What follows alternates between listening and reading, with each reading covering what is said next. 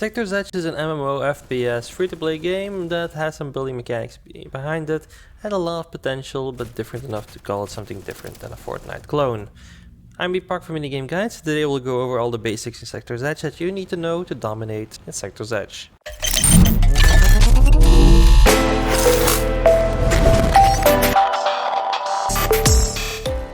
Okay, so I'm not gonna really pretend that I am the expert in FPS games because honestly I played Call of Duty and Modern Warfare 2 and since then it has been pretty much barren for me. But either way, I kind of learned a few things by playing a lot of Sector's Edge before and after the launch, so let's just jump right in.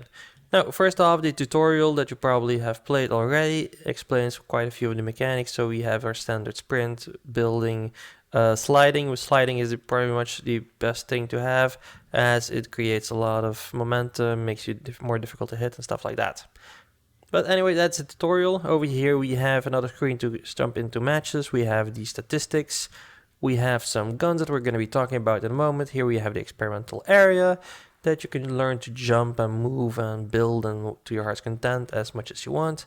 And here we have the most important part and our first thing to talk about, the presets. Now, the presets are actually structures that you can really build really quickly, which makes them ideal for a lot of combat encounters. If you're coming around the wall, around the corner, and suddenly you find yourself staring down the barrel of an enemy, then you can just place up one of these blocks and you are safe in a moment, and your enemies will have a hard time going through it, and by that time you already are returning fire and defending yourself. Because honestly, yes, you can build like this, but that takes a lot of time, and in FPS where people move as fluently as they do in this game, well, you don't really have time to mess around with that. You can also really destroy these blocks very easily, and the best way to do it is always by destroying the bottom, because, well, if they have no foundation to stand on, the entire thing will crumble. So that's just a really quickly way. But the presets, those you can place down really quickly, and these are the more elaborate stuff you can create. Now, how do they work? Well, as I said, over here we have 9 of these squares. So, these 9 squares, everything you build on top of these 5 blocks high are the presets that you can have. The presets that I have are, for example, this solid block. We have a wall, we have a staircase, we have a platform, a bigger staircase, and this little bunker. Just, if you want to defend an objective or whatever. And these are my shooting dummies that I will show in a second. Now, these first 3 presets are really important because they have hotkeys. So this will be number 4, 5, and 6 on your keyboard. Now, at the time of this recording, there are 5 in-game maps, which are pretty much all fantastic. They are really big with 2 respawn zones pretty far away from each other, so spawn camping isn't that big of a problem. And there are 3 game modes, which are salvage, which is pretty much domination. You are each fighting over a node, and the one which holds the longest of the control will get all its resources. And the first person, or the first team that has reached their goal of the resources, they win. Static is 3 versus 3 with only 1 life for each player, and the same loadout for all players, so you don't really get to mess around with that. And then we have the Spire, which is basically, once again, 3 versus 3 with only 1 life, but the weapons will spawn up in the sky and you need to reach them first. But Salvage is pretty much the most popular one, and the one you will be playing the most, as it's just really the best one.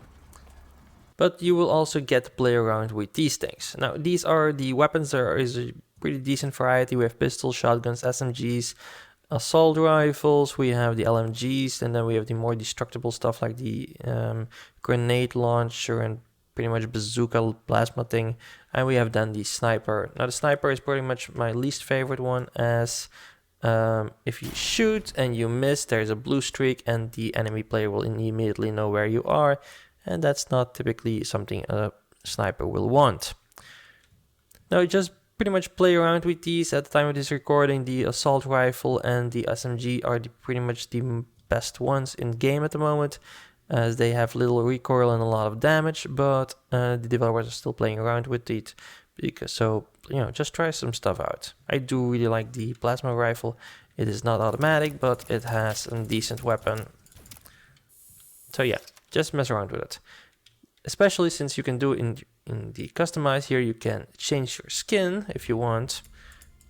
You can also change the structure and stuff like that. And also we have the weapons that you can change entirely your crosshairs and stuff like that for each weapon if you want. So, and the colors and stuff like that, which is really cool. But here we have the loadouts, and these are the most important. Now, loadouts, there are, well, you can make as many if you want, so be sure to do that. And over here we have the, well, you can rename them, that's just also pretty cool. And over here you have the powers. Now the number, you can only have 15 power. And for example, the railgun has 10 power, the rocket rifle has 9 power, the assault rifle has 8 and stuff like that. You can only have max 2 guns. Now you can have twice the same if you want that, but I don't really know why you would. And yeah, you can really just mess around with this. Now, as I said, the sniper rifle has 10 and the weapons have 9 and stuff like that. Pistols, 2 pistols are free, so that's pretty cool if you want to use a strong weapon, but you only have some pistol because you want a second gun. But and then you can just splash all the rest of your points that you have on the equipment, like the C4, the disruptor, the scanner, which illuminates where everyone is. The dig plus gives you a bigger digging area, so if you want to go dig through the map and flank, this is really great to have. Sticky grenade is just to destroy stuff really quickly, maybe even players. And the modifications are really worth checking out. We have shielding, which increases your health. We have stealth, which makes you more silent. Hydraulics, which increases your jumping. Building improvements. Kinetic is more damage in explosion damage. And then over here we have the speed, which reduces your health but also increases your movement speed. It's something really to mess around with. You can make a lot of loadouts, so be sure to do. But you can even still change them in game, so be sure to do that. It's really fun, and you can also see perfectly when you hover over the weapons which kind of mag size, extra mags they have, player damage, block damage, RPM, stuff like that. To quickly go over some of the very simple basics in combat. Now, as I said, flanking is really easy because you can dig through much everything and the entire map. You can really easily block entrances. So for example, if I take my wall, I can just, make walls like this, and then suddenly it's a really hard thing to come through. This is something I really often do when I am defending objectives and really want to give the other players, the other team, difficulty to see where I am, or just to get, to reach me, basically. So it's really something you should mess around with. What I really also want to mention is that if you find yourself running constantly through the biggest hallways, you can...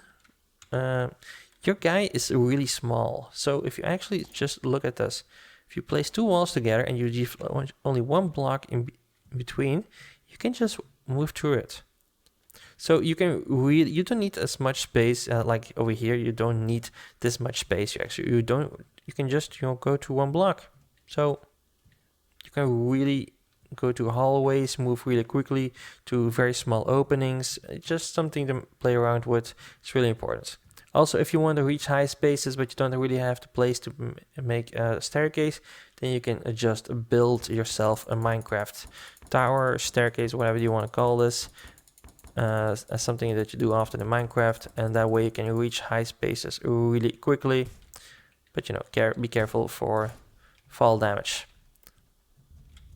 But yeah, guys, that is basically it. Now, the building mechanics are really cool to mess around with. You can harvest blocks really easy, so you can constantly building. But I do think that constantly being able to have good aim. Having good aim is really a big difference in this game. It's less about building like in Fortnite and more about shooting, but the building mechanics make it just fun enough and make it feel different enough than your standard FPS. But anyway, that was my opinion, and I hope you found these tips a little bit interesting. I really find this game really cool, even though I'm a little bit bad at it if I look at my statistics. But having fun is the most important part for me. Let me know what you think in the comments down below, and if you liked the video, be sure to give it a thumbs up and all that good stuff. And if you want to see more guides on your favorite indie games, be sure to subscribe, because that's what we're all about here at Indie Game Guides. I want to thank you for watching, and I'll see you in the next one.